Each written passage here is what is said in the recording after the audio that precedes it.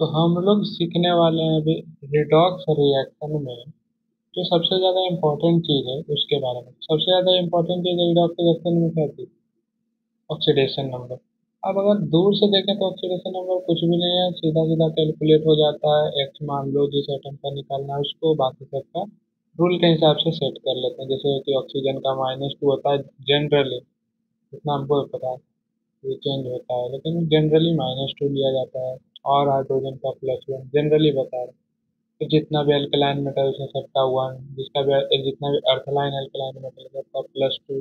वैसे ही जितना भी फ्लोरीन या क्लोरीन वगैरह जनरली -1, लेकिन -1 से 7 तक कुछ भी हो सकता है। तो उसके बेसिस पे हम लोग ऑक्सीडेशन नंबर निकालते हैं एक्स मान के। लेकिन इतना बेसिक तो सब जानता है, इसलिए इतना हम डिस्क्राइब करेंगे नहीं, और तुम एक भी एग्जाम्पल बना लोगे तो तुमको समझ में आ जाएगा।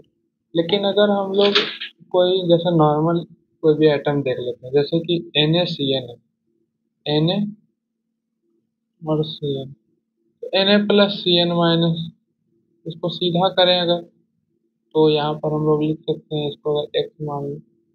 अगर ऐसे तो अलग अलग भी कर सकते हो, अगर अलग अगर वो करके देखना चाहते हो कार्बन का +4 -3 -1 ऐसे करके तो भी आ जाएगा, और अलग अलग करके भी इसका आंसर आ सकता है। हाँ, तो हम बोल रहे थे अलग अलग और साथ साथ भी कर सकते हैं। जैसे कार्बन का हम लोग को यहाँ निकालना है तो कार्बन का एक्स मान लेंगे, और Na हमारे पास है तो Na को +1 होता है, Na का क्योंकि है लेना की तरफ से हो जाता है, Na का +1 +1 करो, और यहाँ कर दो नाइट्रोजन का -3, जनरली -3 होता है। कैसे होता है? अब याद रखने का तरीका क्या है कि वैलेंस इलेक्ट्रॉन नाइट्रोजन में -3 होता है, तो इसको एक्स को अगर करेंगे, एक्स हमारे पास यहाँ से आ जाएगा 2। जहाँ तक कि मेरा कैलकुलेशन अभी तक जितना हो पाया हमसे, आइंस्टाइन का तीनों फार्मूला, मतलब इतना फार्मूला लगा के मेरा आंसर आ चुका है। उसके बाद इतना चिंदी सा टॉपिक के लिए तो हम बना नहीं रहे वीडियो, तो वीडियो हम बना रहे हैं इसलिए ताकि तुमको हम एक चीज़ अच्छा समझा सकें, तो शायद तुमको नहीं पता है। H2SO5 का स्ट्रक्चर अगर हम लोग देखें, H2SO5 बड़ा ही बढ़िया कॉन्सेप्ट है। तो H2SO5 हमारे पास है, इसमें जनरली क्या किया करेगी अगर दिमाग को बंद करके बनाया जाए, या जैसे बाकी सब बच्चा करेगा, तो वहाँ से यहाँ +2 हो जाएगा, यहाँ पे सिक्स मान लेंगे, और यहाँ -2 × 5, और इसको लिखेगा तो एक के बराबर +8 आ जाएगा। यानी कि एस का हम लोग निकाल रहे हैं, एस का निकाल रहे हैं तो +8 आ जाएगा। लेकिन +8 क्या करेक्ट आंसर है या नहीं है ये तो बाद में पता चलेगा। तो चलो इसको डिकोड कर। सबसे पहले ऑक्सीडेशन नंबर का कोई भी जो क्वेश्चन होता है, कोई भी क्वेश्चन देगा ऑक्सीडेशन नंबर का, ये जुगाड़ है उसका, ये है क्या उसका जुगाड़। लेकिन मेन तरीका क्या होता है ऑक्सीडेशन नंबर निकालने का? जैसे एस है तो इसमें डबल बॉन्ड हो ऐसे कर दो, इसमें डबल बॉन्ड ऐसे कर दो, और इसमें ओ ऐसे कर दो, इसमें ओ एच। तो ये स्ट्रक्चर देखो कैसे स्ट्रक्चर बना दो, वो याद रखना पड़ता है, तो कोई फॉर्मूला नहीं है इसका। तो स्ट्रक्चर यहाँ हमारे पास आ गया है। अब तुम ध्यान से अगर देखो तो जब भी ये कोई बॉन्ड है ना, तो जब ये बॉन्ड टूटता है तो एक सिग्मा बॉन्ड जब बनता है, तो अगर सोचा क्या जाए समझो ही, जब भी कोई सिग्मा बॉन्ड बनता है तो 2 इलेक्ट्रॉन से बनता है। एक इलेक्ट्रॉन ऑक्सीजन भैया दिए और एक इलेक्ट्रॉन सल्फर भैया दिए। लेकिन और जब ये डबल बॉन्ड बन रहा है तो ये 2 इलेक्ट्रॉन का इसमें शेयरिंग हो रहा है। तो जब भी इसको अब ऑक्सीडेशन नंबर कैसे निकालना है, जैसे अगर हमको एस का ऑक्सीडेशन नंबर निकालना है, तो हम लोग क्या करते हैं, एज्यूम करते हैं कि हम लोग इस बॉन्ड को तोड़ दिए। अब एक बॉन्ड को तोड़े हैं तो इधर आएगा एक +1। अब इधर +1 आएगा कि -1 आएगा ये बड़ा डाउट हो सकता है।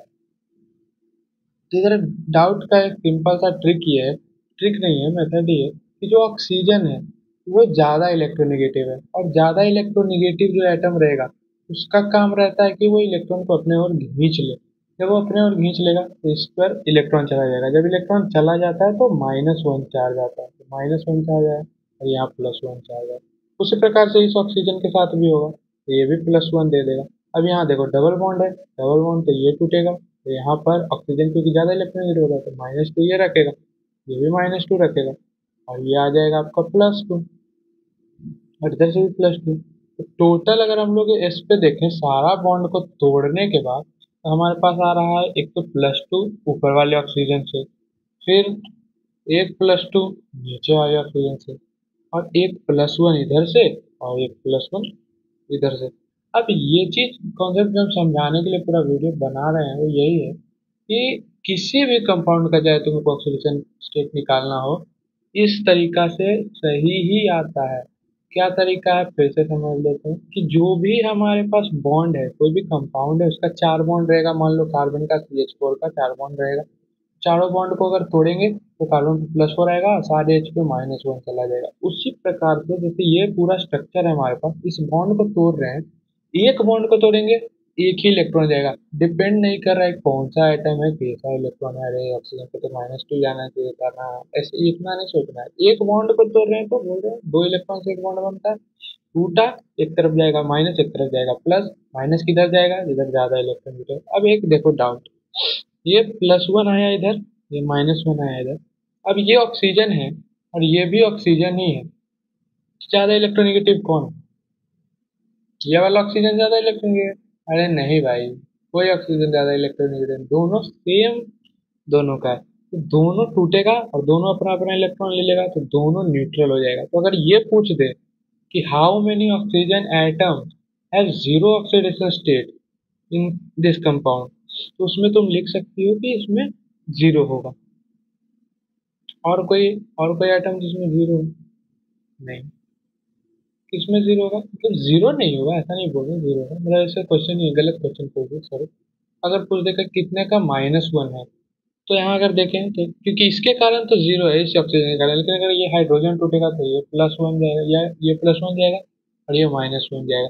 इसमें -1 चार्ज ओवरऑल आ रहा है, ओवरऑल का बात करें तो -1 चार्ज आ रहा है। उसी प्रकार से इस ऑक्सीजन पे भी आ रहा है और इस ऑक्सीजन पे भी आ रहा है, और मतलब सभी जगह चार्जेस आ रहे हैं। इस क्वेश्चन को मेरा बताने का मकसद जो था ये नहीं था कि कोई बड़ा एक्सेप्शन है या आंसर +8 आया तो, लेकिन आंसर तो अब +6 आ रहा है यहाँ से, वो कैसे आ रहा है, ये सब मेरा मकसद नहीं है। मेरा इसका मतलब मकसद हो गया भाई, कारण जो है बताने का यही है कि ऑक्सीडेशन स्टेट, ऑक्सीडेशन नंबर होता क्या है, वो उसका जनरल सा एक्सप्लेनेशन हम दिए। जब सारा बॉन्ड अगल बगल का तोड़ के हटा दें तो फिर उस पर कितना चार्ज आएगा, ये ऑक्सीडेशन नंबर होता है। तो गलती क्यों हुआ था, इसमें क्यों नहीं +6 आ गया? इसमें +6 इसलिए नहीं आ गया क्योंकि हम लोग पांचों ऑक्सीजन का चार्ज को +2 -2 ही माने हुए। लेकिन अगर ध्यान से देखो तो ना इस ऑक्सीजन का चार्ज -2 आया, ना इस ऑक्सीजन का चार्ज -2 आया, ना इस ऑक्सीजन का चार्ज -2 आया। किसी का तो चार्ज -2 आया ही नहीं, तो कैसे आंसर सही आ जाएगा? इसीलिए यहाँ का तो +6 आ रहा है। अब कि H2SO5 का हम बता दिए। अब इसी प्रकार से CrO5 अगर देखें, CrO5, CrO5 जो है, CrO5 भी एक बहुत ही मस्त कंपाउंडर, इसको बोला जाता है नीली तितली। क्या बोला जाता है? नीली तितली।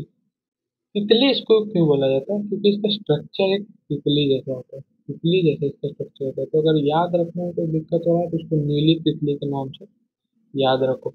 और यहाँ पे ऑक्सीजन का डबल बॉन्ड है, और ये पूरा एक हमारे पास तितली का ये दो पंख है, ये तितली का मुंह है, ये तितली का, ये सारा समझ गई, ये सारा बॉडी पार्ट है। बॉडी पार्ट वाली सारी तरीके से तितली। इसका कलर जो होता है ना इस कंपाउंड का, ब्लू होता है। शायद इसको, शायद मतलब 90% चांस है कि ब्लू ही होता है, क्योंकि सर बताए हैं ब्लू ही होगा। तो अब देखो, तुम नॉर्मली भी कैलकुलेट करो तो CR का आएगा, CR को x मानोगी और इसको -2 इंटू 5 लगा दोगे बुद्धि, और x बराबर 10 ले आओगे तो तब ला सकता है। लेकिन जैसा कि हम इसमें समझाए हैं, सेम टू सेम सारा चीज इसमें लगा दो, तो इसको ऐसे तोड़ेंगे तो यहाँ क्या आएगा, ये बताओ पहले। एक बॉन्ड है ना भाई, तुमको ये थोड़ी बोल रहा ऑक्सीजन है तो -2 इधर जाएगा, एक बॉन्ड है तो इधर आएगा क्या? अब +1 आएगा कि -1 आएगा, खुद बताओ। CR और O में कौन ज्यादा इलेक्ट्रॉन है? ऑक्सीजन। तो यहाँ -1 आएगा, यहाँ +1 आएगा, यहाँ फिर ये बॉन्ड टूटेगा, फिर से यहाँ +1, फिर यहाँ -1। सिमिलरली करते चले जाएंगे तो यहाँ -1 +1 +1 -1, और ये दो बॉन्ड है तो दो बॉन्ड शो मत कर देना तोड़ते हुए, एक ही बॉन्ड तोड़ना शो करना। लेकिन यहाँ -2 आ जाएगा और यहाँ +2 आ जाएगा। तो टोटल चार्ज इस पे अगर कैलकुलेट करो तो 1 2 3 4 5 6 +6, तो क्रोमियम का भी हमारे पास फिर से +6 आ गया है ना, यानी कि दोनों का ऑक्सीडेशन स्टेट सेम ही है, बट अगर ध्यान से देखो तो बीच का आइटम चेंज हो गया इस बार। तो यहाँ से हमारे पास क्रोमियम का ऑक्सीडेशन स्टेट आ गया। अब इन सारे ऑक्सीजन का ऑक्सीडेशन स्टेट देखो तो इसमें बस एक ही ऐसा ऑक्सीजन है जो -2 शो कर रहा है। चलो अब तुम बोलोगे कि अरे बॉन्ड टूटा तो यहाँ वाला बॉन्ड भी तो टूटा, तो यहाँ पर क्यों नहीं चला गया, यहाँ कुछ चार्ज आ जाना चाहिए था, तो यहाँ कुछ चार्ज आ जाना चाहिए था। चार्ज नहीं आएगा, ये दोनों सेम ही एटम है भाई। अगर अब दूसरा बात, सेम एटम है तब भी चार्ज जा सकता है भले, मगर दोनों का हाइब्रिडाइजेशन ही आगे तुम कैलकुलेट करो, अगर आता है तो हाइब्रिडाइजेशन कैलकुलेट करोगे तो कितना आएगा, sp2 वाला sp मतलब जो भी आए वो तो तुम खुद ही करना, तो सेम आएगा 0 और 0, क्योंकि ये भी अपना एक इलेक्ट्रॉन लिया, ये भी अपना इलेक्ट्रॉन लिया, तो कोई चार्ज ट्रांसफर थोड़ी होगा भाई, कोई चार्ज ट्रांसफर नहीं होगा। तो 0 0 0 0, तो -1 वाला 4 है और -2 वाला 1 है, और क्रोमियम का +6 आ गया, यहाँ से +6 है, यहाँ से +10 है। अब तुमको इतना दिमाग है, हम जानते हैं, तुमको पता चल जाएगा कि क्यों डिफरेंस आ रहा है। ठीक है, थैंक्स फॉर वॉचिंग।